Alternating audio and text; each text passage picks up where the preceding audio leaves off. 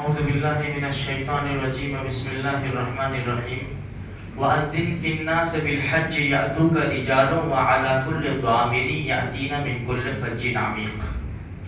دیکھو قرآن کریم نے بیان کیا کہ جب ابراہیم علیہ نبی علیہ الصلوۃ والتسلیم اور ان کے پیارے بیٹے اسماعیل علیہ الصلوۃ والسلام نے بیت اللہ کی تعمیر کو مکمل کیا، اللہ نے ان سے اعلان کروایا کہ لوگوں میں اعلان کرو، وَأَذِّن فِي النَّاسِ بِالْحَجِّ۔ جب آپ اعلان کرو گے نا تو لوگ آئیں گے، پیدل بھی آئیں گے، دبلی پتلی سواریوں پر آئیں گے۔ دبلی پتلی سواریوں پر یعنی کیا مطلب؟ چلیں گے اپنے ٹھکانے سے مضبوط سواریاں لے کر، لیکن سفر اتنا دور کا ہوگا نا کہ سواریاں تھک جائے گی، دبلی پتلی ہو جائے گی اور مکہ مکرمہ پہنچے گی۔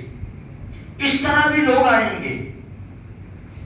ابراہیم علیہ السلام نے اعلان کیا، اللہ نے جس کے مقدر میں لکھا تھا اس نے لبیک کہا، جتنی مرتبہ لبیک کہا اتنی مرتبہ جائے گا۔ اللہ ہم سب کو بار بار نصیب فرمائے۔ اب بتانا آج یہ ہے میرے بھائیوں کہ الحمدللہ حج کی چہل پہل شروع ہو گئی، لوگوں کے نام آ گئے، آنے والے ہیں، کوئی ٹور میں جانے والے ہیں، کوئی حج کمیٹی میں جانے والے، تیاریاں شروع ہو رہی ہے۔ سب سے پہلی بات تو یہ یاد رکھیں، قرآن کریم نے کہا وَلَا فُسُوقَ وَلَا جِدَالَ فِي الْحَجِّ، لڑائی میں حج میں کوئی فسق و فجور، لڑائی جھگڑا نہیں ہے بھائی۔ بہت بڑی عبادت ہے، وہاں تھوڑا سا بھی کچھ ہوا نہیں۔ دیکھو جس طرح ایک نیکی پر 1,00,000 کا ثواب ملتا ہے نا، ایک نماز پڑھو گے تو 1,00,000 نماز کا ثواب، اسی طرح گناہ کا بھی ایسا ہی ہے، ایک گناہ کریں گے تو 1,00,000 گناہ، جیسی آوک ایسی جاوک، آپ سمجھے نا؟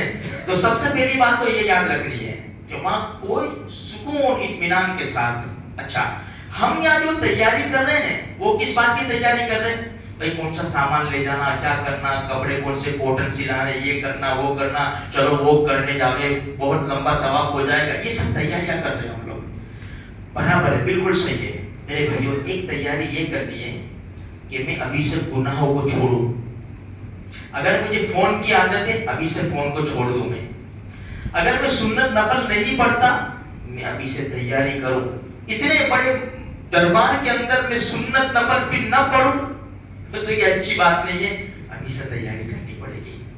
ہاں تو دنیاوی تیاری، دنیاوی لائن سے تو ہم تیاری کر لیتے ہیں، لیکن دینی لائن سے ہم کو برابر تیاری کرنی پڑے گی میرے بھائیوں، ورنہ حرم میں جا کر بھی نماز کے ٹائم پہ ہم بازار میں پھرتے ہو تو کیا مطلب میرے بھائیوں؟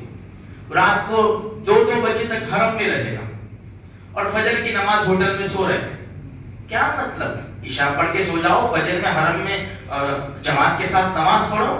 بہت بڑا طبقہ ہے، راتوں کو 12، 1، 2 بجے تک حرم میں رہتے ہیں، پھر چلے جاتے ہیں، پھر فجر کی نماز ایسا بھی نہیں کہ چلو روم پہ پڑھ لیتے، پڑھنے والے پڑھ لیتے باقی غائب ہو جاتی ہے۔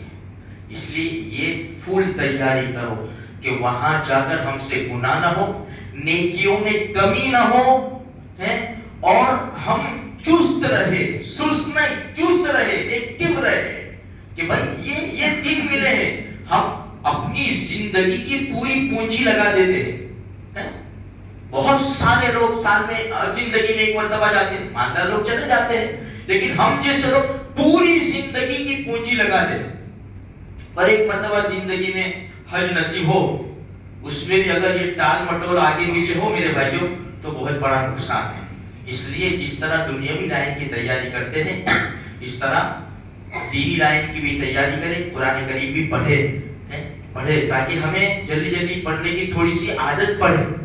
عادت ہوگی تو وہاں ہم 1، 2، 3 قرآن ختم کر کے آئیں گے نا۔ بھائی حج کے زمانے میں 40 دن وہاں رہا میں، مدینہ مکہ مکرمہ میں نے 3 قرآن ختم کیے، مدینہ منورہ میں اللہ کے رسول کے روزے کے پاس میں نے 2 قرآن ختم کیے۔